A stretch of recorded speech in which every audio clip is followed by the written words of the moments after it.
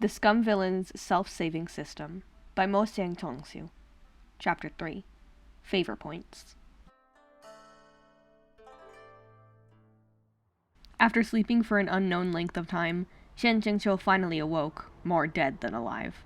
Opening his eyes to the sight of the familiar white, gauzy curtains above his head, he knew that he was on Qingjing Peak, in his quiet and peaceful residence. He took a deep breath, wanting to stretch, when he suddenly realized that the door had opened, and someone entered. Ming Fan held a tray in both hands. Seeing Shen Jingqiu awake, he dropped the tray on the table and started to bawl. "Shizun, you're finally awake!" Another person was standing outside. Luo Binghe lingered by the entrance like he wanted to come in, yet he hesitated. Ming Fan sobbed for a while, soaking a large patch of the bedsheets before turning over his shoulder. "Why are you still standing here? Don't you know that seeing you annoys Shizun?" He rebuked Luo Binghe, then said to Shen Jingqiu, "I don't know what's wrong with that kid. He insisted on planting himself there like some kind of stick. He won't leave no matter how much he's shooed away." Shen Jingqiu waved his hand. "No matter. Let him. I will go and get Liu Xishu, Zhangmeng Shibo, and Mu Xishu," Ming Fan said.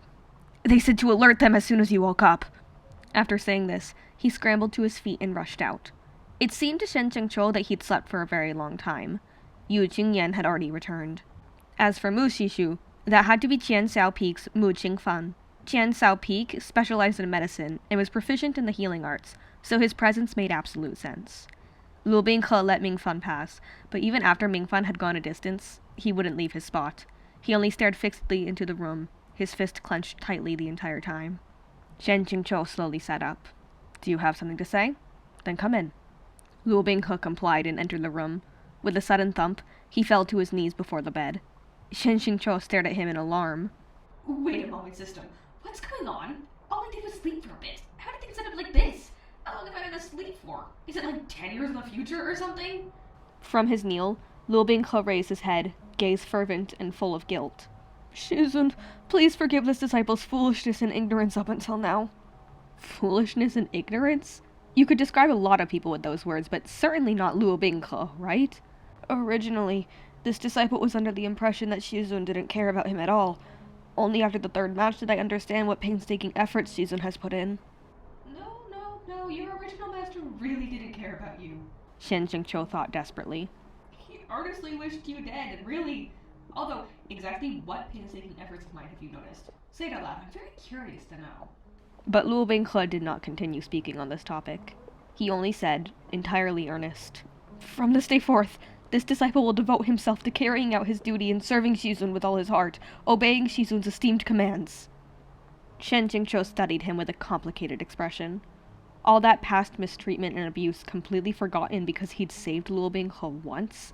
Weren't these favor points a little too easy to farm? To no surprise, at that time, he was unable to understand the course of Luo Binghe's thoughts, with their hundreds and thousands of twists and turns. Shen Jingqiu was silent for a moment. "As long as you understand. First, why don't you get up?" He still didn't understand this in the slightest. Binghe, what exactly did you realize? He watched Luo Binghe slowly stand, yet the boy remained unwilling to leave. Instead, he seemed bashful, as if there was still something he wanted to say. "Is there something else?" Shen Jingqiu asked.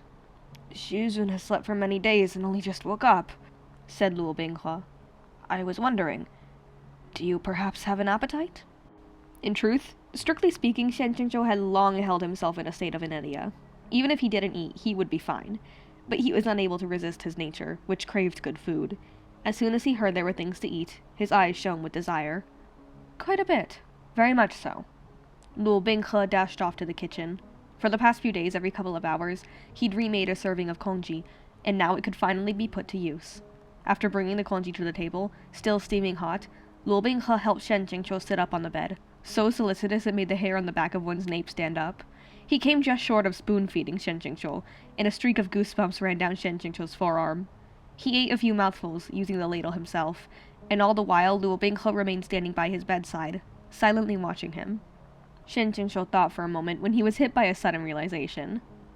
"It's quite good," he said, reservedly offering a few words of praise. It wasn't just quite good. Even Qingjing Peak's name, clear and tranquil, told you that this branch tended toward the fresh and light, and the style of their cooks followed this same principle. After eating their food for so long, Shen Jingzhou's taste buds had become as dull as dishwater, even though the bowl in his hand was full of mere congee. Perhaps it was an issue of ingredients and technique, but compared to the watery, meager congee he'd had recently, it was on an entirely different level.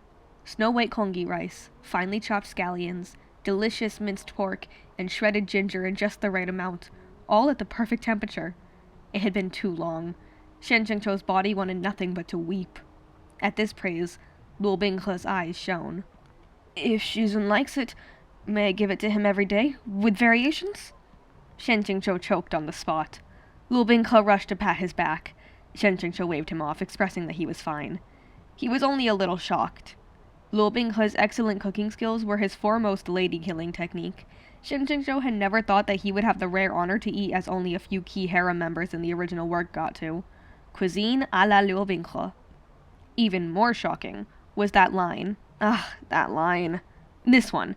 I'll give it to you every day with variations. Wasn't that what Luo Binghe had used to coax several spoiled young ladies into willingly and ecstatically entering his harem? Eating whatever you want is fine, but saying whatever you want is not. As Shen Jingzhou's expression had grown strange, Luo Binghe was slightly uneasy. "Shizun dislikes it?" he asked. You made me free food. Whoever disliked that would be an idiot. Shen Jingzhou said amiably. "This master likes it very much. From today onward, I'll leave this to you." Finally, he didn't need to resign himself to eating that insubstantial, watery fare. As the oh-so-mighty Qingjing Peak Lord, why didn't he have the privilege of a private kitchen? Having received approval, Luo Binghe once again blossomed like a spring flower. Shen Jingzhou watched him bloom, and without knowing why, his hand suddenly itched, wanting to pat that head again. Was it possible that Binghe's head had a special magnetic field? And that would explain why he couldn't control himself. After sending a happily beaming Luo Binghe away, returning his goodwill by using him as hard labor, Shen Jingzhou called on the system. Is the scenario at the Endless Abyss unavoidable? He asked. If Luo Binghe fails to complete the Endless Abyss scenario, 10,000 satisfaction points will be deducted, said the system. Upon hearing that number, Shen Jingzhou once again, out of habit, spat up a fountain of blood. Afterward, he wiped his mouth. Whatever, he'd spat out so much blood that he was used to it at this point. This was eminently logical. If Luo Binghe wasn't shoved into the Endless Abyss, then he wouldn't be able to activate his golden finger. If the protagonist couldn't become overpowered, then where was the satisfaction? Therefore, the Endless Abyss scenario was unavoidable.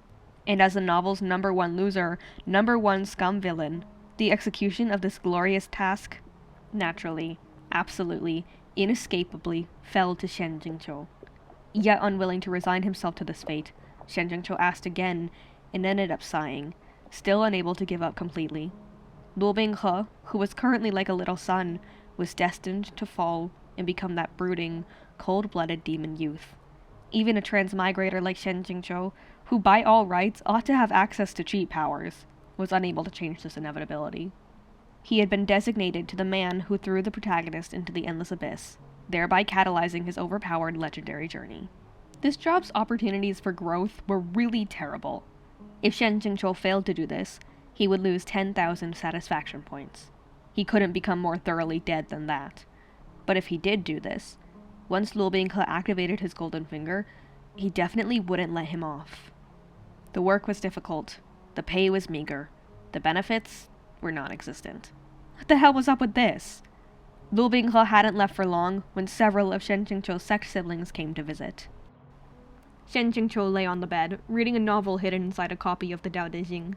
When Yu Qingyan entered, he shut the books without missing a beat, so that the novel was tucked inside, with the Dao De Jing's cover proudly exposed. He tried to get off the bed, but Yu Qingyan hurriedly stopped him. "Don't move so carelessly," he cautioned. "You shouldn't leave the bed yet. Just keep lying down." Yu Qingyan turned behind him to Mu Qingfan. "Mu Shidi, come take another look." While Shen Jingzhou was unconscious, Mu Qingfan had already diagnosed him and provided treatment. This visit was likely for further prognosis. Shen Jingzhou held out his wrist. "I'm troubling Mu Shidi," he said politely. Mu Qingfan startled briefly, but he nodded, sitting by the bed and putting his fingers on Shen Jingzhou's pulse. With his medical expertise as the Peak Lord of Jianzhou Peak, no matter how complicated the case, he only needed an instant to make a diagnosis and provide a prescription. But he conscientiously remained there for a long while before finally removing his fingers, his expression solemn. "How is he?" Yu Qingyan asked. As the patient in question, Shen Qingqiu showed no restraint. So, can this poison be cured or not? Liu Jingge shook out his sleeves, sitting down next to the table with a humph. It's called without a cure. What do you think? Shen Qingqiu sighed. Then Mu Shidi might as well tell me. How many years do I have left? How many months? Or how many days? Mu Qingfan shook his head.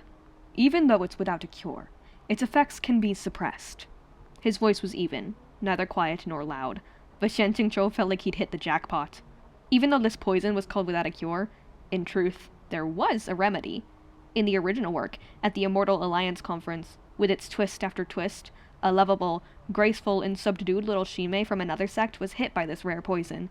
However, importantly, she was the protagonist's woman. Was there ever a stallion novel where the male lead let his own woman be poisoned to death? If there was, then he would be a subpar wish fulfillment protagonist, and that would be a shitty failure of a stallion novel. The cure was incredibly simple. Let us review the developments in the original work. Due to the irresistible power of plot, in order to save the male lead, whom she'd known for less than 2 hours, that graceful little Shime let herself be hit by a demon's underhanded trick, and the poison contaminated her body. Luo Bingke felt an absolute obligation to save her, and therefore he took on the burden of looking for a cure for the graceful little Shime. It just so happened that, deep within the mountains where the Immortal Alliance Conference was being held, there grew a mythical, 1,000-year-old flower. Sorry, Shen Qingqiu had already forgotten exactly what the name was. Whatever flower or whatever leaf, because the number of mythical flowers in Pride Immortal Demon Way numbered at least in the hundreds, and every single one was at least 1,000 years old. And when you added on all the mythical grasses and mythical trees, who the hell could remember all those names? Airplane shooting toward the sky. Do you think mythical flowers are like Chinese cabbages on sale? Leave mythical flowers at least a little of the dignity that comes with being rare and precious. Luo Bingke was sure this legendary flower would cure the poison within the graceful Shime's body. He put a tremendous amount of effort into picking it for her. Just doing that took 3 days. 30 chapters. For those 3 days, they journeyed to pick the flower while fighting monsters, and through exchanging flirtatious glances, they developed a deep sense of camaraderie. By the time Luo Bingke finally managed to pick the flower, the graceful Shime's condition had worsened, her entire body fragile and devoid of strength. The two of them were overjoyed, and they hurried to let the graceful Shime eat the flower raw. However, it was ineffective. The poison wasn't cured. Their hearts sank. The girl thought, since I am about to die, I must leave behind some memories to ensure that my life won't have been in vain. I don't have many days left after all, so I won't suppress my feelings anymore. Then, using her weak and fragile body, she pushed Luo Bingke down. Luo Bingke put up a brief show of resistance before telling himself, she did it all for my sake. I don't have the heart to reject her final wish. He yielded, still half reluctant, and went along with it. Then in the end, how was the poison cured? After the down and dirty scene, the girl's poison was naturally cured. Was it ridiculous? Cliché? Implausible? But it was satisfying, right? Ridiculously satisfying. So ridiculously satisfying. Look, Luo Bingke was of both human and demon blood, right?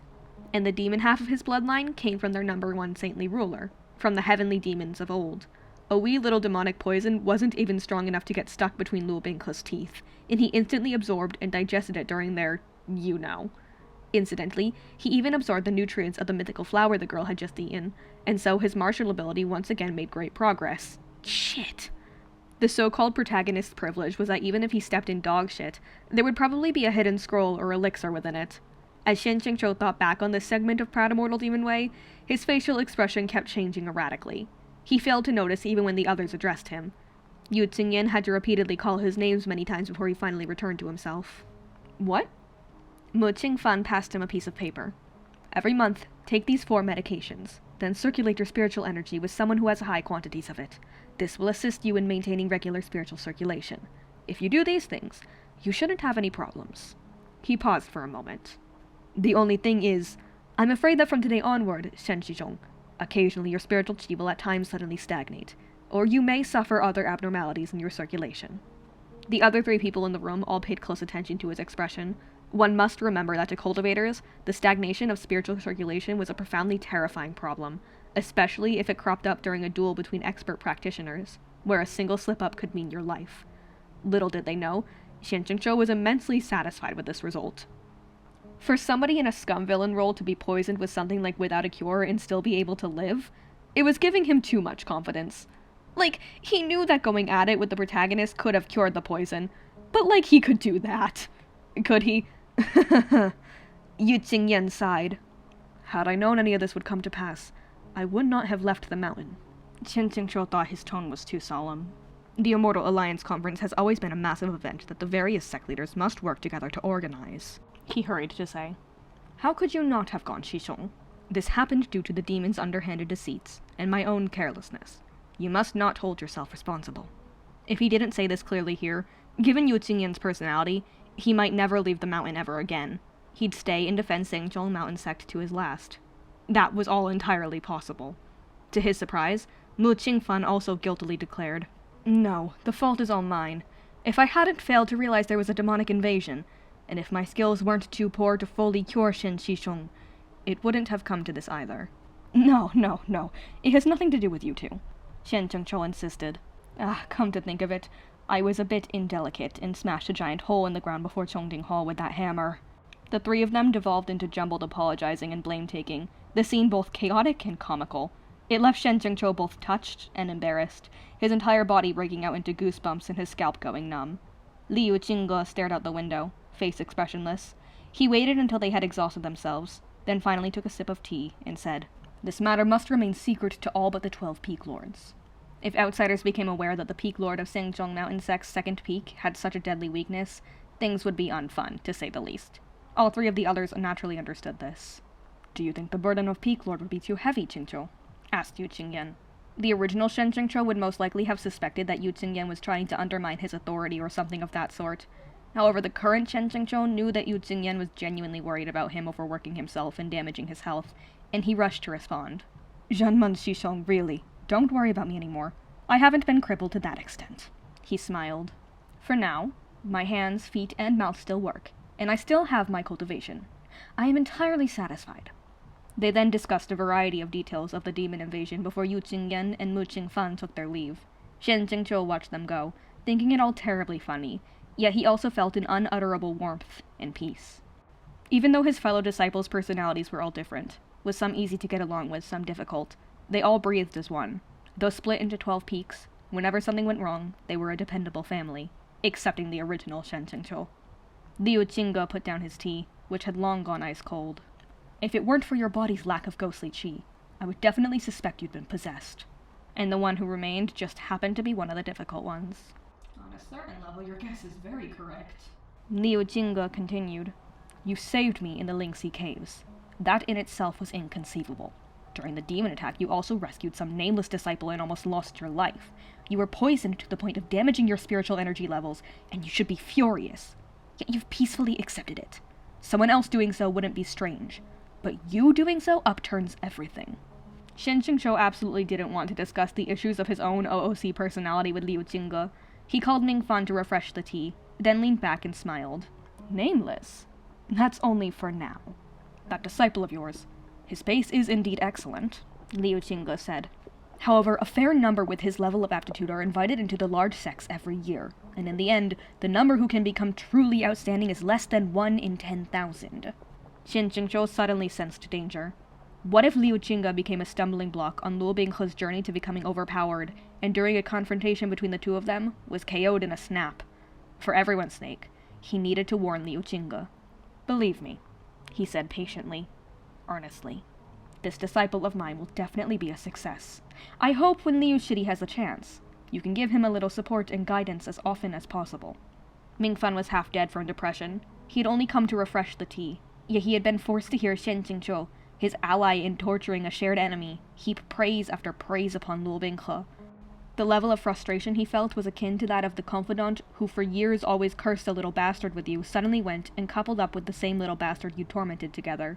Repulsed, he immediately decided to go and be repulsive to others. A stormy Mingfan found Luo Binghe in the kitchen, pondering over what food to make Shen Jingzhou the next morning. Mingfan showered him with verbal abuse before issuing a series of commands. Go chop some wood! Chop 80 bundles! Fill the entire woodshed! Fetch water! The water jars in our rooms are all empty! Are you blind? Can't you see? But Xizhong, if the woodshed is full, where will I sleep? Luo Binghe asked, perplexed. Mingfan stomped his foot, spittle flying everywhere. Isn't it flat in here? Isn't that floor enough? I just filled the water jars in your rooms today. That water isn't fresh anymore. Redo it. Refill them all. In the past, some grievance and bitterness might have sprouted in Luo Binghe's heart, but today his attitude was completely different. In his eyes, these were all training opportunities. He already had such a good teacher, one who thought of everything for him, who was even willing to sacrifice his life for him. Right? What training could he not overcome? What suffering could he not withstand? Luo Binghe didn't say another word. He turned on his heel to get ready to work. Mingfang could derive not even a little satisfaction from his reaction, and instead, he felt even more frustrated. He stormed away while cursing. I really can't understand what about that brat caught Shizun's eye for Shizun to suddenly see him in a new light. A success? Outstanding. Even if that brat bewitched Shizun with some potion, Liu Shishu still won't guide or support him. Unthinkable. Bah! Though Mingfang cursed unceasingly as he went, his voice wasn't loud. But how could Luo Binghe, with his blindingly fast progress and naturally sharp five senses, not hear? Mingfang's mutterings were largely harsh words and phrases, but in the midst, he touched on the key words, and in an instant, Luo Binghe took these bits and pieces to guess most of the whole picture. So Shizun had actually spoken about him like that in front of Liu Shishu. The feeling of having someone speak about you so highly somewhere you couldn't see, that feeling was truly, indescribably wonderful. Warmth suddenly surged in Luo Binghe's heart. The more it surged, the stronger it became, gradually flowing through his entire body. Luo Binghe felt like a steady strength had taken root somewhere in the depths of his heart, and was starting to bud. Even his hand, carrying the heavy wooden bucket, seemed to become stronger. At this time, not only did Luo Binghe not feel like other people were making things difficult for him, his expression became joyful and satisfied. If Shen Jingzhou were there, he would definitely have suspected that, within the depths of his heart, Luo Binghe was actually an extreme masochist. However, Shen Jingzhou was astoundingly oblivious to the fact that, thanks to the divine wingman abilities of his useless teammate Mingfan, Luo Binghe's favor had again risen to a new high. For the time being, Shen Jingzhou was laying down in elation. That day, the always lofty Qingjing Peak doorsteps almost broke from all the feet rushing across it. The various peak lords all brought their disciples to visit, along with gifts of condolence. After all, during Xia Hualing's armed provocation, the rainbow bridges had been severed, and Chongding Peak had been sealed by a barrier. They had been unable to intervene, and so the burden of the fight had fallen on Shen Jingzhou, who had been the sole representative of the older generation. Anyhow, Sengchong Mountain hadn't lost too much face, but no matter whether their past relationship had been good or bad, the Peak Lords absolutely had to come and express proper sentiments. Shen Jingzhou calmly received their greetings, and used the chance to learn the faces of several Peak Lords he hadn't yet met, while also taking the opportunity to make some small talk and strengthen his relationships. That night, he was on cloud 9 as he thought. Finally, I can have a peaceful night's sleep. However, 4 hours later, Peaceful night's sleep, my ass! Shen Jingzhou stood in the middle of a stretch of chaotic nothingness and stared out at the endless horizon. He'd definitely just been drunk on satisfied smiles, comfortably sinking into sleep on his bed. So could someone explain why he'd been dragged into this space? Shen Jingzhou really wished he had a gong, one he could ring to summon the system so that he wouldn't need to always yell at the top of his lungs within his mind. System, are you online? The system provides you with 24-hour service. Where is this? What's the situation? This is a world within a dream realm. Of course I know this is a dream realm. Said Shen Jingzhou. Tell me, how could such abstract scenery exist in reality? I'm asking why I'm here. Come on. He thought. Please don't let it be what I'm thinking. But this world really wouldn't give him a break. Just as he thought, Don't. in the next second, he saw a figure that was unbearably familiar. Luo Binghe stood before him, bewildered, in the middle of a never-ending wasteland. He also seemed entirely lost as to why he'd appeared here. After a moment of bewilderment, Shen Jingzhou's form came into his view. Luo Binghe startled, then dashed over happily, like a chick who'd seen its mother hen. What kind of shitty analogy was that? Shizun! Luo Binghe had already been trapped in this world for a long time. He was instantly excited by the sight of Shen Jingzhou and called to him repeatedly, again and again. As soon as Shen Jingzhou laid eyes on him, he recognized this place and what scenario he'd been thrust into. Instantly, all of Shen Jingzhou's hopes turned to dust, and even as a shower of tears rained down on his heart, he patted Luo Binghe's shoulder. I heard you. No need to call me so many times. Yes, Shizun, Luo Binghe said hurriedly. Why are you here too? Do you know where we are? Being lazy, Shen Jingzhou directly echoed the system's lines. This is a world within a dream realm. Then, why am I here? Luo Binghe asked again. Anyone else being here is a strange thing. Well, your presence is quite natural, said Shen Qingzhou. This is your dream realm. Mine? Luo Binghe startled and backed up a step, looking at the endless, desolate land and sky. My dream realm actually looks like this? The dream realm, one's view of the world, reflected one's heart. Luo Binghe was so young, yet his mindscape wasn't filled with the red flowers and the green of willows, but this bleak scenery. One couldn't help feeling sorrow. Shen Qingzhou pretended to ponder for a while. This is not an ordinary dream realm. I'm afraid that while you were unaware, someone tampered with it. The waves of spiritual energy within this dream are strong and unstable, though this master was inadvertently pulled in by you. This disciple is useless and involved, Shizun, once again. Luo Binghe's face was ashamed, but he considered this carefully. Exactly who would tamper with my dream realm? Shen Qingzhou was ready with an answer, fully enjoying the experience of divulging spoilers. No need to think too hard. The borders of this dream realm churn with demonic qi, and any entity who would use such crude techniques undoubtedly must be a demon. Luo Binghe was unsurprised, and these words only deepened his hatred toward that race. The ways of demons are truly poisonous. Shen Qingzhou wondered what sort of expression Luo Binghe would make in the future, thinking back on these words, once he'd learned of his own demonic heritage. Not necessarily poisonous, said Shen Qingzhou with a smile. Perhaps their intentions are the exact opposite.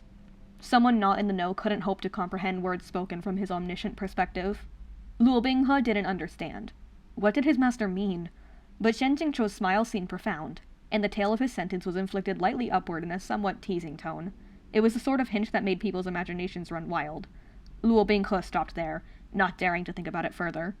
In truth, Shen Qingzhou didn't intend to tease. He thought himself very straightforward. The one who'd tampered with Luo Binghe's dream realm was Sha Hualing. Though she did have some harmful intentions, her underlying motive was obvious.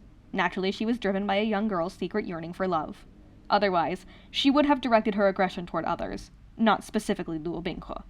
Demons were compelled to viciously bully the person they liked. Only if the object of their affection failed to die would the demon accept them. If their target died, that meant they were useless and not worth nursing any lingering affections for.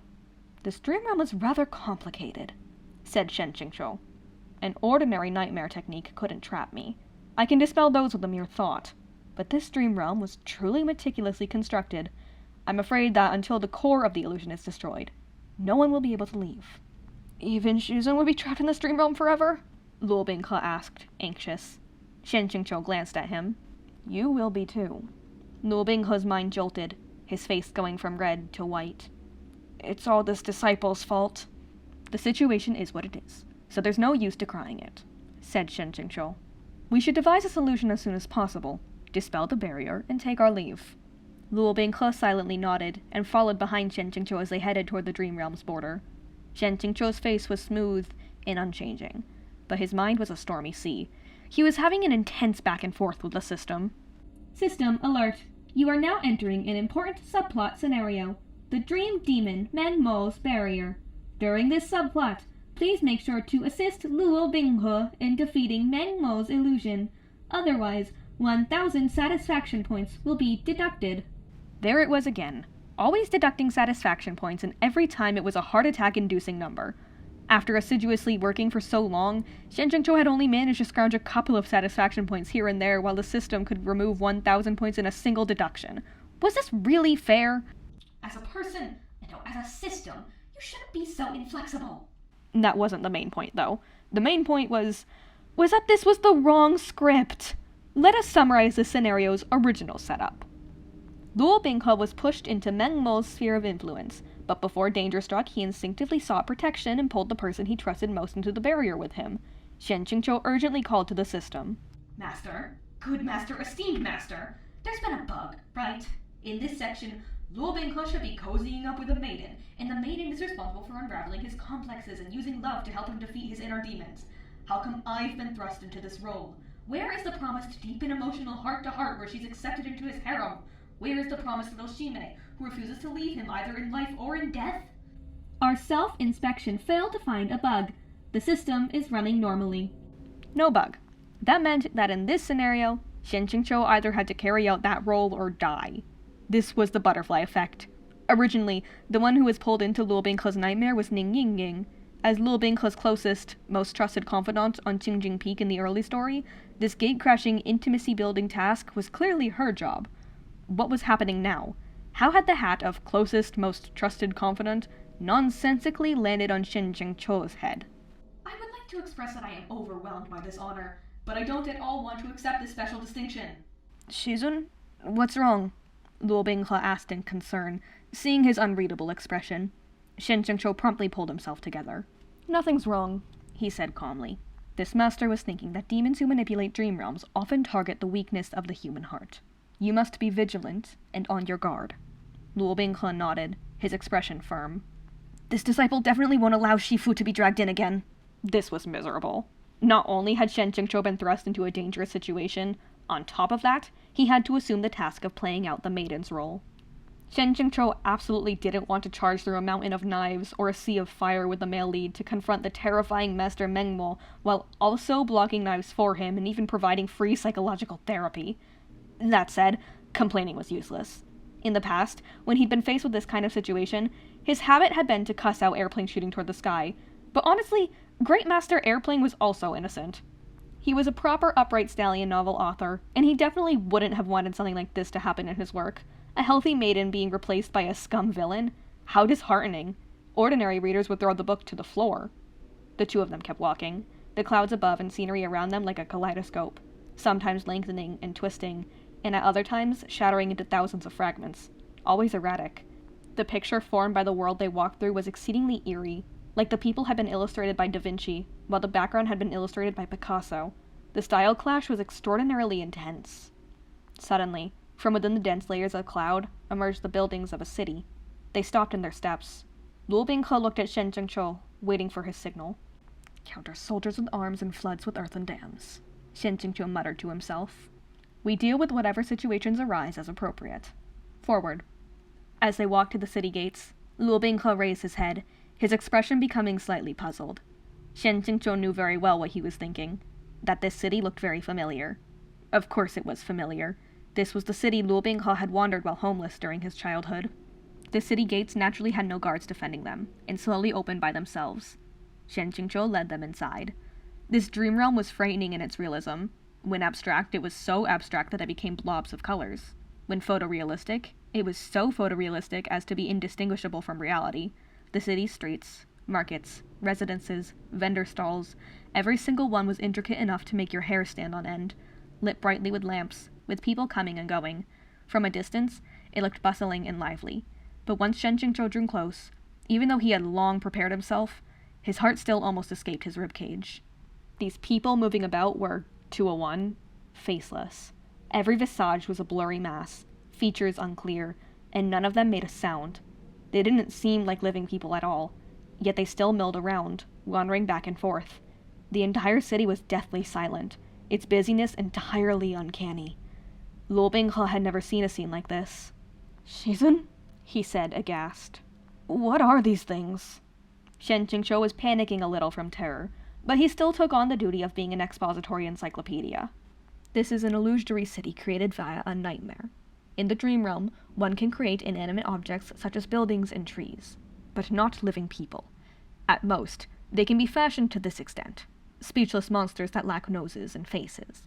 Even so, to be able to construct something on the scope of a city, and to make it nearly like onto reality, I'm afraid it can only be one person. Luo Binghe was incredibly cooperative, and he humbly sought instruction. One person? Mengmo. Mengmo, the dream demon, was the boss of this instance of a dream realm. Mengmo's true identity was that of a famously brilliant and accomplished elder among demons. Several hundred years ago, a bout of divine punishment had destroyed his physical body, but his powerful spirit had endured, undamaged. From then on, he had become a parasite within others' dream realms, subsisting by absorbing their spiritual energy and vitality. At the same time, he was also one of the protagonist's teachers on his road to becoming a demon. Thus, we can give him a more direct and intimate nickname, the Portable Grandfather. Mengmo was the one who, after Luo Binghe broke through the barrier, formulaically took a liking to the protagonist, formulaically taught him everything about his lost arts, and formulaically, from that point forth, occasionally helped the male lead think up plans for taking care of small fry. Luo Binghe still wanted to ask a few more questions, but then his eyes involuntarily swept through the crowd, and froze for a split second. Despite knowing the answer, Shen Jingzhou asked, "What's wrong?" "Faces!" Luo Binghe blurted out. "Shizun, just now I think I saw people with faces!" Shen Jingzhou readily heeded his words, and kept it concise. "We follow." They closely tailed the few figures who were incongruous with the people and style of the surroundings, turning and twisting through the city until they finally stopped before an alley. In total, there were 5 people with faces. They appeared to be 5 youths, each one equipped with noses and features. The 4 taller figures surrounded one on the ground, and they cursed and yelled incessantly. Words like little mongrel and bastard poured from their mouths. They completely failed to notice the 2 people behind them. "It looks like they can't see us," said Luo Binghe. He looked at Shen Zhengqiu as if to ask, "Didn't you say Mengmo is incapable of creating people with complete features?" Time for more angst. Shen Zhengqiu heaved a sigh in his heart. Mengmo indeed cannot create people using nightmares. But he didn't create these individuals. Luo Binghe, look more closely at their faces. Luo Binghe slowly turned his gaze toward them. Although his expression didn't change much, in a flash, a drop of cold sweat dripped down his forehead. "These are not illusions created by Mengmo," said Shen Jingzhou. "They are projections of real people from your memories. Mengmo only awakened these reflections from the memories sleeping within your mind." But Luo Binghe could no longer hear him. He placed his hands on his temples, and it seemed as if his head was twitching. Shen Jingzhou knew that Luo Binghe's inner demons had already struck. Those 4 rowdy youths surrounded the child in the alley, who appeared to be only around 4 or 5 years old, as they punched and kicked him. That shabbily dressed child had covered his head with both arms and curled up on the ground, soundlessly taking the beating. It really made one worry that they would beat the young one to death. "This little mongrel sure is blind, daring to enter our territory and snatch our food. Must be tired of living. Step on him, step on him. He's so pitiful, right? Hungry with nothing to eat, right? Beat him to death and he won't have to worry about that." Luo Binghe's head hurt like it was splitting open. That small, frail figure on the ground was his young self from the past. Through the disheveled hair and blood-stained face, 2 bright eyes like stars, like sharp swords lancing forward, met his gaze. Luo Binghe was completely unable to look away. "Pull yourself together," Shen Jingzhou said lowly. "It's only an illusion." However, the terrifying thing about Mengmo was that he specialized in summoning the human heart's deepest terror, rage, and misery in order to destroy a person's psychological defenses. To a Luo Binghe who had already activated his god mode cheats, the power of 10,000 Mengmos together would amount to little more than parlor tricks. But the Luo Binghe now, whose demonic blood had yet to awaken, was trapped in the dream realm in his dark memories. All he could see was his own powerlessness. Suddenly, the alley seemed distorted, transforming into another one. Not good. Shen Qingqiu thought. A second killing blow without time to prepare. They were in a broken-down little hut. The hut only had 1 bed, a crooked little table with a dimly lit oil lamp on top, and a small wooden bench. On the bed lay a haggard old woman. With great effort, she tried to prop herself up, but from beginning to end, she was unable to do so. A small figure rushed in from outside. A tender-faced Luo Binghe, only a little over 10 years old, supported the woman. Around his neck hung that jade pendant. "Mother, why are you getting up again?" he asked anxiously. "Didn't we say it's fine to rest?" The woman coughed. "Lying down doesn't help with anything. Might as well get up and wash the clothes." "I already finished washing," said little Luo Binghe. "Mother, lie down and wait for me to finish simmering your medicine. You can work after you take it and get better." The woman's face was ashen, her sickness long beyond cure, and she had little time left to live. She smiled while patting Luo Binghe's head. "Binghe is so sweet." Little Luo Binghe lifted his face, forcing himself to smile. "What does mother want to eat?" "These days I have less and less appetite." The woman paused, then hesitantly added, "The last time our house's young master threw out his white congee, I did wish for a bit of a taste. I wonder if the kitchens have any left." Little Luo Binghe vigorously nodded. "I will go ask for mother." "Just asking is enough." The woman warned him again and again. "If there's none left, then just make something light and soupy. As long as it fills the stomach, it's fine. Absolutely do not request any from the chef." Luo Binghe promised profusely, then ran out like the wind, his feet clapping against the ground. After laying down for a while, the woman felt beneath her pillow for a needle and thread and started doing needlework. The lamplight in the hut became dimmer and dimmer. While Luo Binghe's mind was unclear, he reached out, trying to grasp something. Shen Jingzhou grabbed his hand. "Luo Binghe," he said forcefully. Look carefully. This isn't your mother, and you are no longer that helpless child who could only endure humiliation. One of the things that made this nightmare so lethal was that the more agitated the trap victim became, the more damage it would do to their mind. Luo Binghe's present extreme instability was terribly harmful to his spirit. Another dangerous thing that you needed to remember was that you absolutely could not attack the people who appeared in your dream realm. Every single person was formed from the mind and consciousness of the dream realm's host. As soon as you attacked them, you would also be attacking your own brain. Many people, not knowing this or unable to control their emotions, attacked the people in the dream realm who'd hurt them in the past, and thereby sent themselves into a coma. If Luo Binghe fell into that state, Shen Qingqiu would of course also be trapped in his dream with him. The scenery around them shifted erratically. This nightmare was a collection of Luo Binghe's misfortunes and traumas from his short, decade-plus years of life. The scene suddenly transformed into little Luo Binghe pleading with the house chef to grant his adopted mother a bowl of congee before being ridiculed by the manor's young master. Then it became the time right after he'd joined Qingjing Peak, when he'd been subjected to exclusion and spite by his numerous shishong, his frail form straining as he swung a rusty axe or carried pails of water up the long stairs as his steps slowed more and more. Then, the moment when his treasured jade pendant was snatched away, never to be found. The disordered scenes piled up as they came one after another without pause. The present Luo Binghe could neither see nor hear anything beyond this maelstrom of images and memories. Within his head, there was only an ongoing explosion of hatred, despair, suffering, helplessness, and fury from those times, churning endlessly within his chest and mind. The only way to dispel this nightmare would be to undo the tangles in one's heart, thereby causing the nightmare to collapse on itself. But Luo Binghe's fists were tightly clenched. Cracking sounds came from his fingers. His breathing grew increasingly unsteady. His eyes turned an unnatural red, and a faintly discernible current of spiritual power coursed around him, as if his desire to attack were growing near irresistible. Standing near him was supremely dangerous, thought Shen Qingqiu. Don't attack them, Shen Qingqiu said harshly. Even if you hit them, you'll be the one who's injured.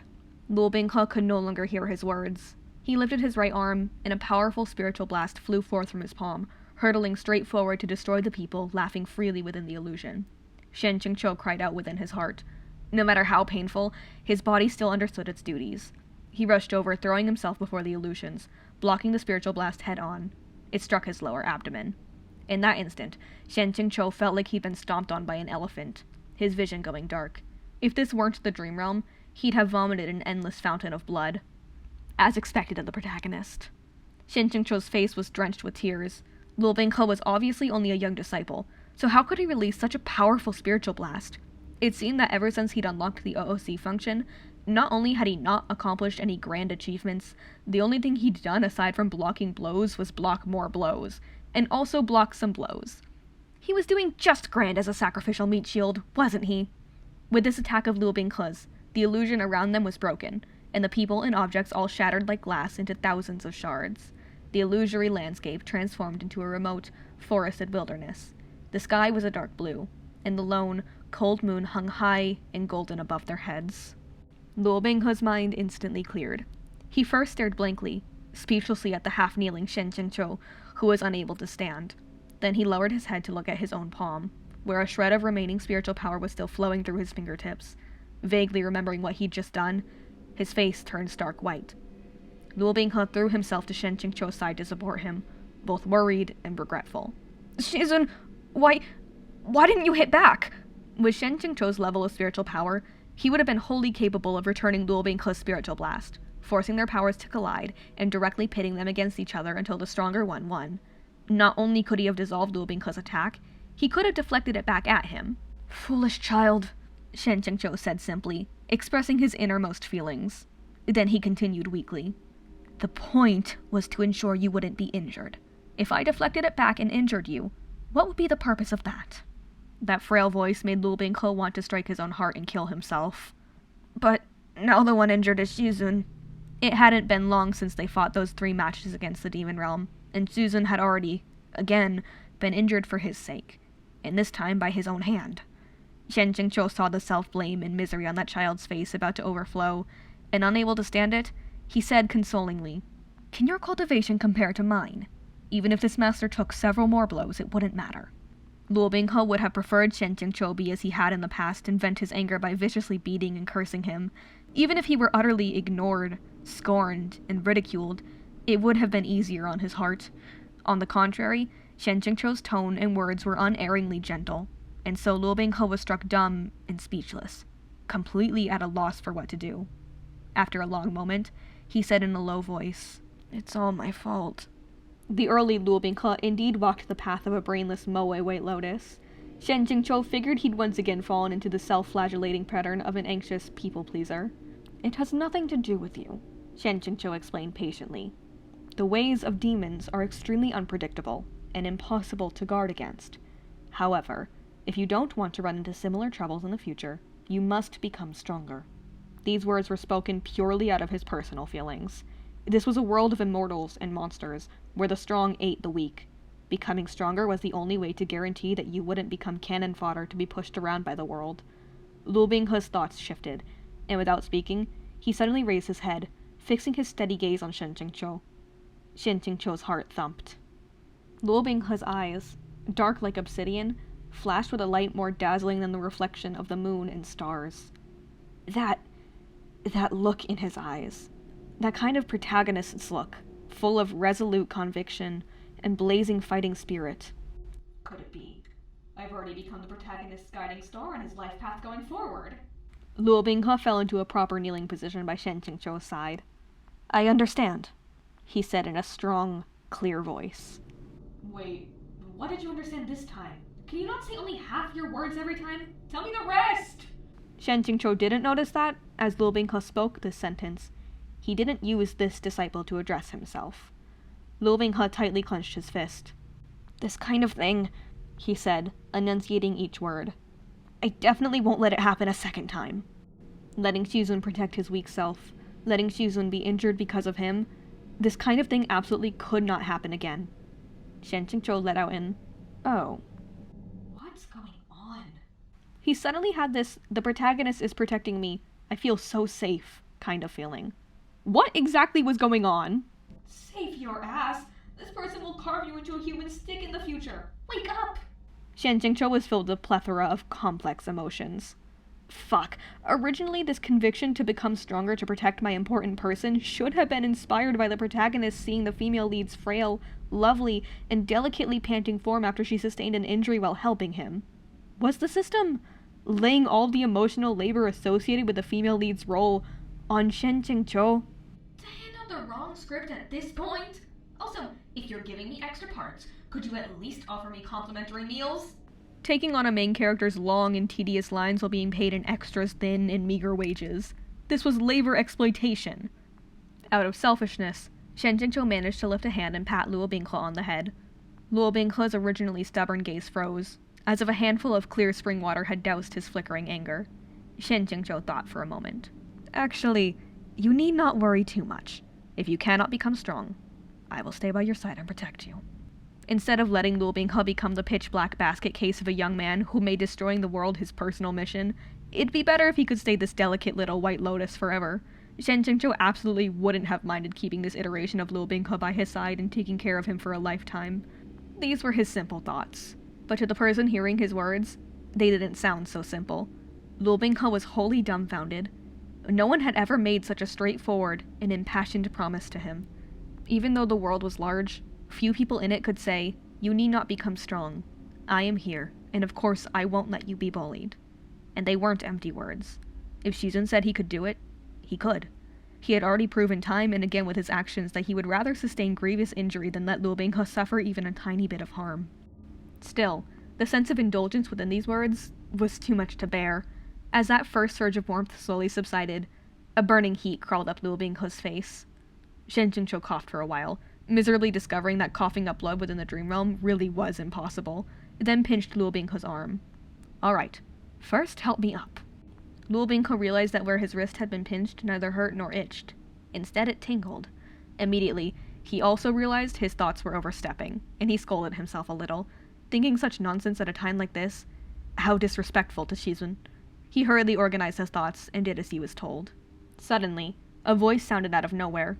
That hoarse, aged voice made an inquisitive noise and said, "You're quite something to actually break through this elder's barrier, boy." That voice echoed all around them. It was impossible to determine which direction it had come from. This level's boss had finally appeared. Luo Binghe was supporting Shen Jingqiu and didn't rise to his feet, his gaze wary. Meng Mo had appeared while Shen Jingqiu was injured, and things were not looking good. Luo Binghe resolved to himself that if Meng Mo tried to attack, even with his paltry strength, he would still give his all to impede him and earn Shen Jingqiu every possible chance of survival. The instant he made his decision, that voice spoke again. "Come over here and let this elder see what kind of young hero is capable of such a thing." Luo Binghe looked at Shen Jingqiu. The latter's entire mind was filled with the thought of, I finished my friendship performance. I can finally leave work now. And he was extremely cheerful. He even felt like teasing his student. "The senior is asking for the young hero," he said. "Why don't you reply?" Luo Binghe's face reddened.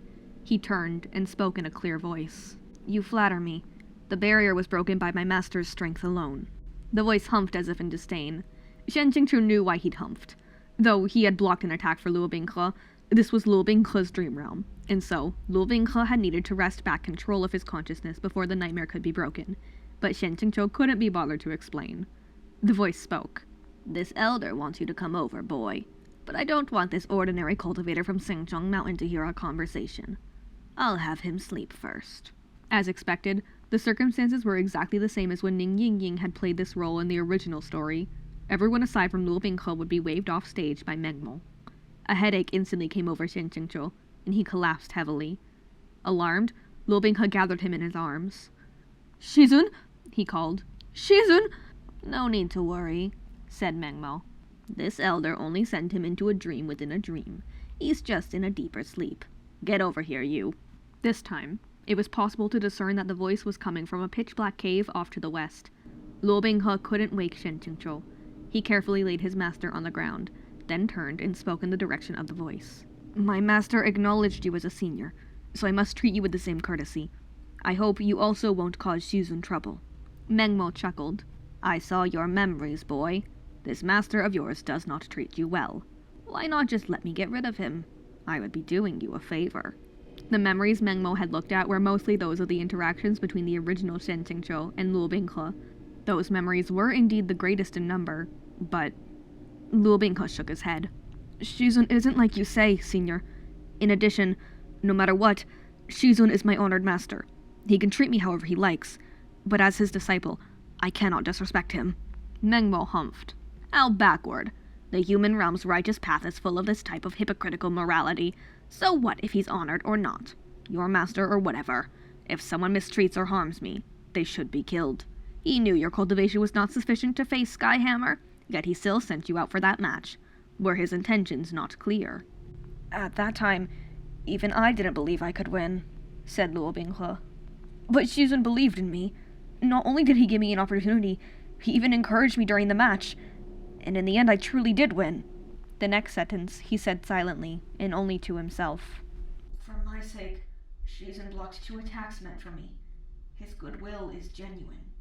Meng Mo had only randomly skimmed some memory fragments. He didn't understand Shen Jingqiu's behavior, nor did he want to try unraveling the issue, though he was quite pleased with Luo Binghe's attitude. "You, boy, are a person who values loyalty and bonds." "Not even 1,000th of how Shizun does toward me," said Luo Binghe. If Meng Mo had a mouth, its corner would have been twitching. He opted to change the topic. After murmuring for a moment, he said, "This elder senses that within your body something is being suppressed, even though I cannot tell exactly what it is. It must be something surprisingly remarkable." Luo Binghe was a little shocked. "What sort of thing is it that even you can't tell?" Meng Mo chuckled. "My race produces master cultivators in droves. It is not impossible that a demon more illustrious than this elder sealed something within your body." In any case, Meng Mo surely wasn't so eager to throw away his several hundred-year-old reputation that he'd waste time tricking an impoverished teenager who had nothing. Nevertheless, Luo Binghe stared in disbelief. "Does Senior mean that the thing in my body is related to demons?" "What? Are you displeased?" Meng Mo asked sneeringly. "Eager to sever any connections with the demon race?" Luo Binghe's state of shock didn't last for too long. His thoughts whirled rapidly before he declared, "The demon realm does many evils of all kinds and has injured my master multiple times. Naturally, I cannot associate with them." Meng Mo became depressed. "Can you go 3 sentences without mentioning that master of yours, boy? Let this elder guess. The next thing you want to ask is, may I ask this senior if there is a method to remove this something from my body? Luo Binghe smiled wryly. Even if I ask, would this senior tell me?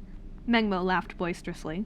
It's not that I don't want to tell you, but that is truly beyond me. I can't even see it clearly. How can I tell you how to remove it? If not for the fact that I couldn't make sense of you, boy, I would have already killed you both. Why else would I care to drag this out for so long? You think I've that much time on my hands? Luo Binghe didn't speak. He was thinking, You don't even have a body anymore.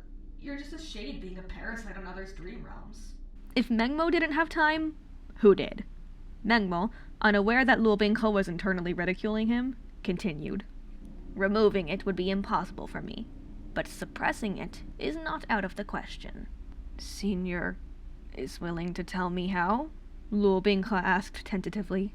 Not only can this elder teach you how to suppress it, he can teach you much more, said Mengmo leadingly. This implication was extremely blatant, and Luo Binghe understood. His heart sank. You want me to cultivate the demonic path? As his tone turned cold, Mengmo's temper flared. What's wrong with cultivating the demonic path? If you cultivate the demonic path, that thing in your body will bring great benefits to your cultivation. You could leap 1,000 kilometers in a day. You could stand above the thousands. These are not empty words. With time, your power could overturn and sweep away the entirety of the 3 realms, and the heavens and earth within. And it would all be simple. At that last part, Luo Binghe's heart jolted. 1,000 kilometers in a day, stand above the thousands. The entirety of the 3 realms swept away before him. That was to say, he'd become strong. The strongest. He quickly rejected this thought. Shen Qingqiu hated the way of demons more than anything. If he couldn't resist this Mengmo's temptations to become a demonic cultivator, how could he face his master? Whether Shen Qingqiu would be thunderously angry or drown in depression, either way, Luo Binghe definitely didn't want to find out. No. So, he resolutely refused. Mengmo sneered. If you refuse to learn from me, you won't be able to suppress the demonic energy in your body. It's hidden deeply now, and you're fine because it can't be seen. But this elder senses that the seal in your body is weakening. One day in the future, when the power breaks through, how will that good Shifu of yours treat you? He who abhors evil and makes eliminating demons and upholding justice his mission. Even as Mengmo articulated Luo Binghe's greatest worry, Luo Binghe clenched his teeth. This junior is but an ordinary cultivator, for whom achieving even foundation establishment is full of perils and hardship. Why do you insist I cultivate the demonic path? This question was way too high level. Other than the author, who could explain why all the great geniuses and masters were always crying and pleading for the protagonist to be their apprentice, disciple, son-in-law?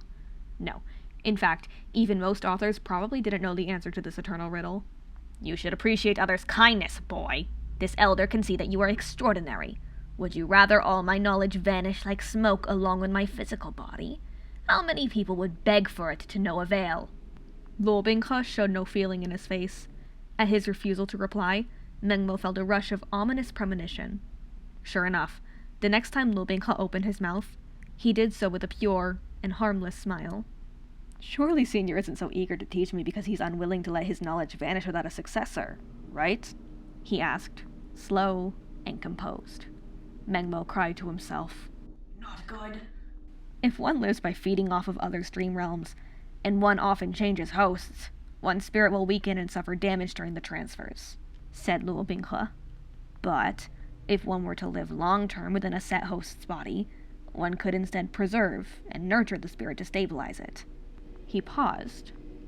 Senior Mengmo, could it be that you are already approaching your limit, and that's why you have to pick me to be the host you'll raise? Having been seen through, Mengmo neither denied it nor became angry. Instead, he grandly admitted, That's right. Who'd have thought, boy, that you were actually so well-learned and knowledgeable that you'd even know something like that? Luo Binghe's expression was unperturbed. Unable to intuit what this boy was thinking, Mengmo continued, However, don't assume that this elder absolutely must have you as a host. Wonderfully gifted demons number in the millions. Any of them would beg on their knees for this special honor. You're the one who should carefully consider whether you can afford to miss this opportunity. In truth, over these long years, Mengmo's spirit has steadily degenerated. He had originally resided within a demonic device and happily lived there. With 180 years of meditation, he would have been brimming with energy again. But it had just so happened that Xia Hualing, unaware of this, had at the end of a series of absolute coincidences used this device as a weapon and unloaded it on Luo Binghe. Consequently, Meng Mo had not the strength to search for another host. But on the road to his doom, he'd unexpectedly discovered that buried within the body and consciousness of the boy he newly resided in lay concealed a faintly discernible, yet incredible power. He'd been ecstatic. How could he have let this go? He'd already decided that no matter how adamantly Luo Binghe refused, he'd wheedle and pester, make threats and promises. Even if it meant exhausting every single method he had, he would persuade the boy to learn his demonic techniques in order to make Luo Binghe's body and consciousness an even more suitable residence for him. "This elder will give you time, so think it through carefully," said Meng Mo. "Otherwise, I'll trap your and your master's consciousness within the dream realm forever. This elder is capable of that much." Luo Binghe's head snapped up. For an instant, as cold light flashed in the youth's eyes, Meng Mo froze, intimidated. "Right now you are discussing terms with me, and you are free to say anything." Luo Binghe's gentle and humble demeanor from moments before was entirely gone, his voice bitterly cold. "But if you harm Xizun, any agreement is void." Meng Mo was frozen for a long time before he finally returned to himself, stunned that he'd actually been terrorized by the presence of an ordinary, insignificant cultivator of the human realm. He had intimidated souls throughout the three realms for hundreds of years. Even in the miserable battle where his corporeal body had been destroyed, he had not lost to anyone in terms of presence. How could he have known that in future generations, this presence would be called the protagonist's exclusive aura of badassery? The cave exploded with a sudden bellowing laughter. "Boy, you have quite the temper." As that ancient voice said those words, Luo Binghe felt his limbs become heavy, the scenery around him spinning before he was plunged into darkness. In a flash, and with a start, Luo Binghe awoke inside the woodshed, his back utterly drenched with sweat. At the same time, Xian Jingqiu also sprang up in bed, like a corpse coming alive after death. Head dizzy and vision spinning, he gasped for breath for a while, and only then did he finally relax. Horrible, horrible, horrible, horrible enough to die! How come when, in the original work, Meng Mo dragged Ning Yingying into a dream within a dream, her dream was a comforting childhood memory, wherein her parents let her pick flowers and ride horses? How come on his turn, he had first been surrounded by fist-sized man-eating wasps, then been dashing madly through the narrow passages of a tomb while closely pursued by a giant ball of fire? The most terrifying thing was that, in the final part of the dream within a dream, Meng Mo had woven in Shen Qingqiu's greatest fear. Within a damp, dark dungeon, he had been suspended in midair by a ring around his waist, unable to feel his limbs. When he opened his mouth, no sound came out, and he could only helplessly hiss. His entire body burned with pain. Only after an unknown length of time had passed did the sound of a stone door opening drift from outside the dungeon. Footsteps neither fast nor slow steadily approached. Then the shadow of a person was cast on the floor before him. On an ink-black hem, exquisite motifs were embroidered in silver thread. From that person emanated an ice-cold pressure, more stifling than the dungeon's airless darkness. Shen Jingqiu couldn't clearly see that person's face, but he knew very well who they were. Meng Mo truly deserved to be a legend among demons. That dream realm had been far, far too realistic. Even now the damp odor of decay seemed to linger in Shen Jingqiu's nose, nauseating him. Shen Jingqiu managed to keep sitting for a while. Then he rolled off the bed and began to retch. Ding dong. Now of all fucking times a system notification sprang up. Congratulations on completing the scenario, Meng Mo's Barrier. The system awards you 500 satisfaction points. Please continue to work hard. Shen Jingqiu made a stop gesture, and still had enough in him to try settling debts. Let's have a proper discussion, he said. When you threatened to deduct satisfaction points, it wasn't 500, right? Why not set it at 500 for both? Are large punishments and small rewards really fair? And I went through the extra scenario of the dream within a dream, so why haven't you awarded any extra B points to me? System, don't play dead. Let's sign a new contract. At this moment, someone slammed open the bamboo house's front door, and rushed inside like a gust of wind. "Xizun!" Shen Jingqiu knew who it was just from the sound. He miserably rolled his eyes. He really didn't want to see that face right now. Lu Binghe had already thrown himself to Shen Zhengzhou's side, overflowing with anxiety. Shizun, how are you? Do you feel the least bit unwell? Truthfully, not too terrible. If you could stay a bit further away, I'd feel even better. Shen Zhengzhou averted his face, and with unyielding strength and poise, stood by himself. Everything is well with this master. Lu Binghe had wanted to help him up, yet his hand had been reflexively shoved away. He couldn't help but freeze. Shen Zhengzhou didn't notice these small shifts in Lu Binghe's emotions. He tidied his clothes, verifying to himself that even though he wore only an inner robe, his image remained spotless. Did that Mengmo trouble you further afterward? Trouble my ass. Mengmo would have been falling over himself to lick Lu Binghe's boots. Shen Zhengzhou was asking despite knowing. Lu Binghe hesitated a moment before he replied. That demon elder's spiritual strength seems to have been lacking. This disciple was expelled from the dream realm after a short while. Susan, did you encounter anything inside the dream within a dream? Even if I did encounter something, could this master not handle it? Shen Zhengzhou boasted shamelessly. Of course he couldn't handle it! Even now the shadow of being a human stick remained. With Lu Binghe so close to him, his entire body was tingling, and he couldn't help averting his gaze to suppress his fear. Unsure of the reason for this, Lu Binghe only saw that Shen Zhengzhou's expression was odd, his gaze no longer calmly looking straight at him like he usually did these days. It made his heart both fretful and anxious. Luckily, Shen Zhengzhou adjusted his attitude with superlative quickness, remembering that he was a teacher and what he should do at this time. In the next instant, he reached out and took Lu Binghe's wrist. Being attacked by a demon is no joke, he said firmly. This master will examine you for a moment. We cannot be negligent. Yes, said Lu Binghe obediently, his wrist firmly held. His heart had just known a moment of ease, but now it was once more suspended. On the off chance Shen Zhengzhou uncovered Mengmo and exposed the peculiarity within his body afterward. But though Shen Zhengzhou diligently examined Lu Binghe for a time, he didn't detect anything off.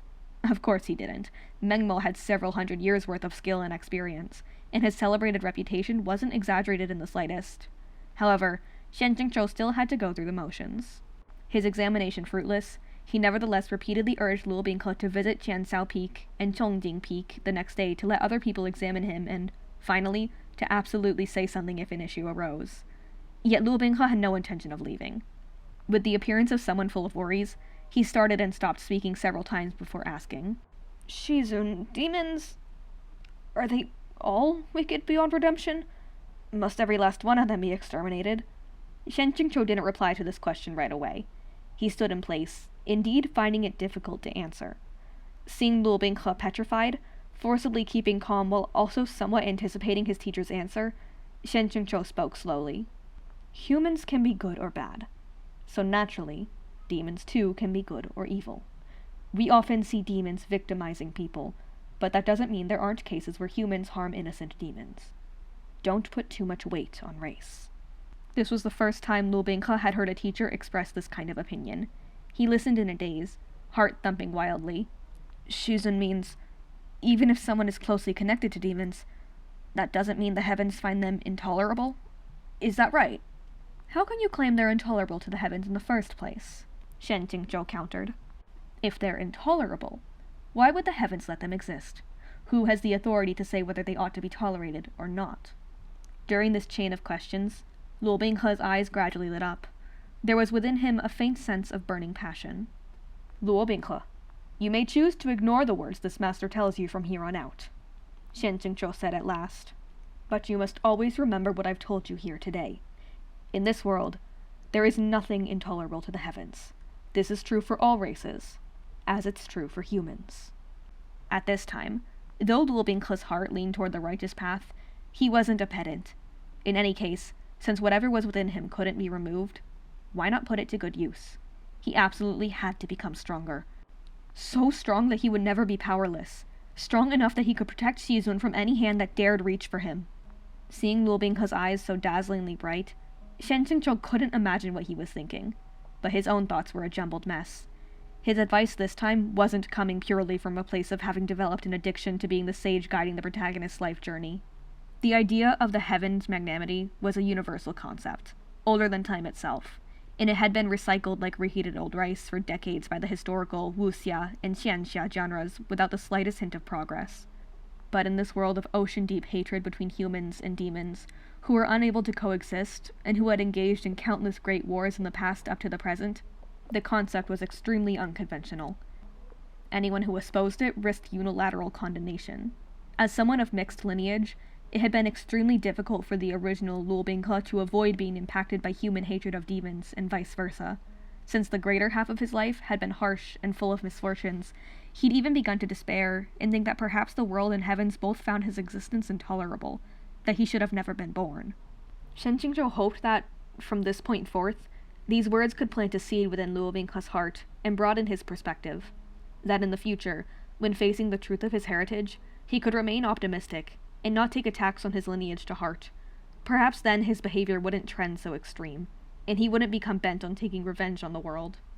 Perhaps even if someday in the future Lulbingke had to face a Shen Qingzhou who would throw him down into the endless abyss, he would be able to understand that this betrayal wasn't his fault. If that was possible, then even if the scenario arrived, and the system forced Shen Qingzhou to say lines like humans and demons cannot coexist, their hatred is ocean deep, and cannot be overcome. You fucker, hurry up and die, thereby slapping himself so hard that he sent himself flying. Well, that would be that. Now that the atmosphere had grown heavy, Shen Qingzhou felt like he'd gone overboard with his cool act.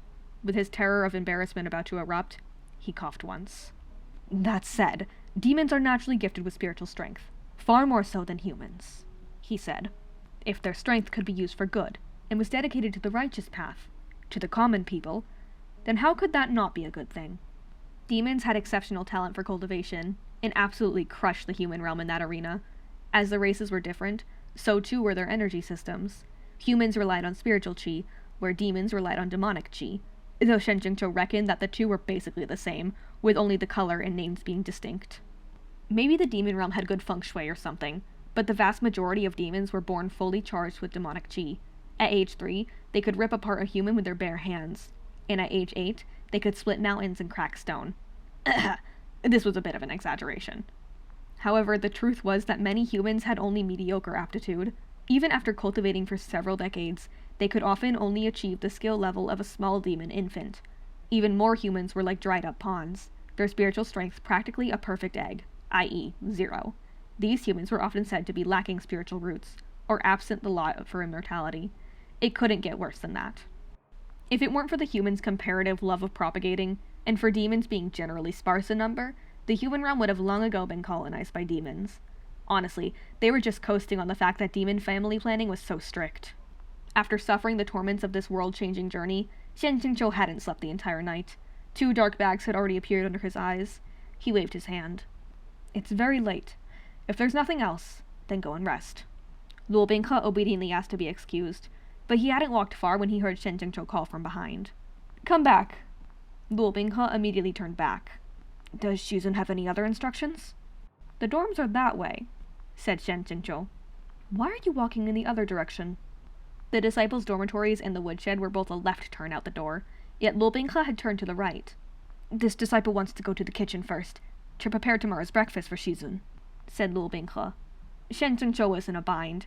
He really wanted to eat Lulbingke's breakfast, but having a child cook for him instead of sleeping when it was already so late at night, didn't that sound like Cinderella and her stepmother? Either way, it seemed inhumane. In the end, Shen Qingzhou's conscience won over his stomach. He coughed. Nonsense. It's the middle of the night. What is there to cook? Go back and sleep. Lulbingke knew his master was worried about him not resting enough and agreed with a smile, but he still planned to sneak off to the kitchen to work later. Shen Qingzhou wanted to ask him if he was still sleeping in the woodshed, but after mulling it over for a moment, he concluded that youth still had their dignity. Asking him outright would be embarrassing. Moreover, even if he had Lulbingke sleep in the disciples' dorm, the other students would take Ming Fan's lead and bully him, steal his blankets and hide his shoes or whatnot, the poor thing. Tomorrow, pack your things and come here, said Shen Qingzhou before Lulbingke left. At first, Lulbingke didn't understand what he meant. Shizun? There's a side room in the bamboo house.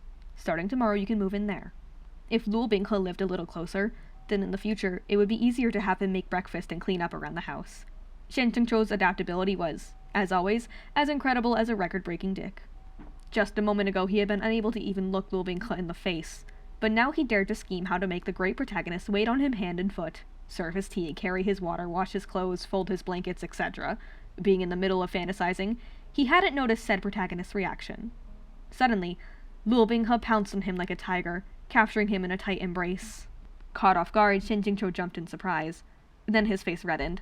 For the first time in his life, someone had wrapped him in a full-bodied embrace.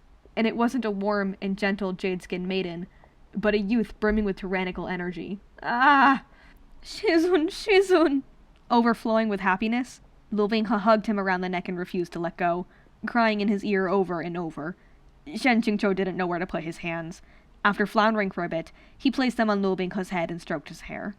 All right, you've cried out to me, hugged me, and made all this racket, and you aren't even embarrassed. You're already so big, it's not like you're a 10-year-old child. How do you think this looks? Luo Binghe hadn't thought about it that deeply. When it was put that way, he grew suddenly ashamed. If he hadn't been overcome by a torrent of joy, he would never have dared to treat his normally aloof and removed Shizun like this. Though reluctant, he hurried to peel himself from Shen Jingqiu's body, his whole face red. Yes, this disciple has overstepped. When it came to asking for hugs, children under the age of 10 were moe, but the 15-year-old Luo Binghe was still moe. With a fresh and tender face like this handsome little sprout's, anything you did would be moe. Luo Binghe floundered for a while, at first a little flustered, but then he noticed that Shen Jingqiu's complexion didn't look particularly good. Even though Shen Jingqiu had the immortal body of a cultivator, he was haunted by old injuries and lingering poison. Then, because of Luo Binghe, he had been dragged into Mengmo's dream realm. He hadn't rested properly, and was at his limit, so of course he looked a bit haggard. Luo Binghe didn't dare interfere with Shen Jingqiu's rest any longer, and grudgingly said his goodbyes. Nevertheless, he didn't return to the woodshed, though this time he made sure to take a detour before going to the kitchen. He promised himself that for the next long while, he would carefully watch over his master's diet and recuperation. As soon as Luo Binghe stepped out of the room, a system notification arrived. Protagonist satisfaction points. Plus 50. Shen Jingqiu was mystified. Why add another 50? System lag? Or had the system discovered its conscious and concluded it had given him too little before? Whatever. He was exhausted.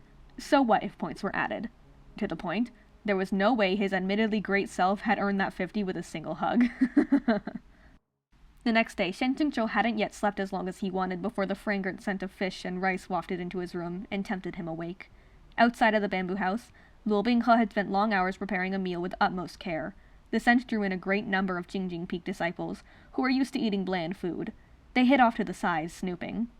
Enraged, Mingfan and the others chewed their sleeve hems while watching the scene unfold, especially when Shen Jingqiu sat at the table and affectionately sang praises to Luo Binghe for his efforts and handiwork. As the two blissfully smiled at each other, their audience's grief and resentment reached its peak. Utterly shameless! To use these licentious schemes and unorthodox methods to curry Shizun's favor. That evening, when Luo Binghe moved his things into the side room of Shen Jingqiu's house, every last one of the Jingjing Peak disciples who had bullied Luo Binghe were wiped out. It was as if they had been struck by lightning from a clear sky, leaving their corpses scattered across the field. Though the words were moved his things, in truth, it was only Luo Binghe moving himself. From the beginning, he'd never really had anything in the woodshed. His pillow? He had rested his head upon a bundle of straw he found there. Blankets? His outer robes had covered him. And, of course, Shen Jingqiu had prepared the real deal for him already. Shen Jingqiu had always thought that Luo Binghe's life was unbearably miserable. Just a textbook case of child abuse. Sengzhong Mountain sect was one of the major sects in the cultivation world. How could people's hearts have grown so dark in such a place? How could their resources be so lacking? That night, Luo Binghe lay on a normal bed for the first time in his life. Before, he had laid in a wooden basin floating down an icy river. Then on the damp, cold ground. Then between noisy streets. And then, even in mountain caves while roughing it out in the wild. It had become normal. Conversely, now that he was sleeping on a soft and tidy bamboo bed, his entire body felt light, floaty, like none of this was real. It was especially unreal when he thought of Shen Jingqiu sleeping in the main room, just a wall away. That night, perhaps because Luo Binghe had too much on his mind, Mengmo didn't appear in his dream realm. So Luo Binghe remained composed and waited. Sure enough, a few days later, Mengmo appeared once more. This time, Mengmo didn't set up some mysterious barrier, having not intended to hide in the first place. Instead, he appeared directly in Luo Binghe's dream, though he did so in the form of a cloud of black mist. This cloud of black mist expanded and contracted before Luo Binghe's eyes, endlessly transforming, and that aged voice echoed from within it. "What have you decided in these 3 days, boy?" Does Senior Mengmo not know my decision? Luo Binghe replied. Mengmo chuckled. You have chosen a path you definitely won't regret. Remember this day, boy. Today is the beginning of your meteoric rise. What youth didn't dream of meteoric success? Mengmo's words rang with grand, heroic spirit. But Luo Binghe was unmoved. He only cupped his fists and bowed. This junior has one more request. What is it? Out with it. Hurry up and finish so you can finally become my apprentice. Mengmo urged him on, not realizing that he was being far too optimistic. That is precisely what this junior wanted to speak about, said Luo Binghe. My master treats me with utmost kindness. I really can't apprentice under anyone else without his permission. Fine, fine, fine, Mengmo interrupted before he could finish, at the end of his patience. This elder won't demand the titles of master and apprentice. Is that enough? Had any extraordinary master ever come away with a worse deal? He was falling over himself to teach someone his people's techniques, yet he wouldn't even get to hear his student call him Shifu. How was his plight any different from that of an absolutely devoted, yet bitterly suffering concubine who couldn't gain official status? Luo Binghe smiled. Then many thanks to Senior. He wasn't remotely willing to call anyone other than Shen Zhengqiu Shizun. As he eyed Luo Binghe, Mengmo was sure that if he still had a physical body, his nose would have gone crooked with rage. This Luo Binghe was all cute and obedient in front of his master, just like a little white lotus. So then why was he so hard to deal with for other people? Two completely different faces. He was practically a different person. This elder is going to die of rage.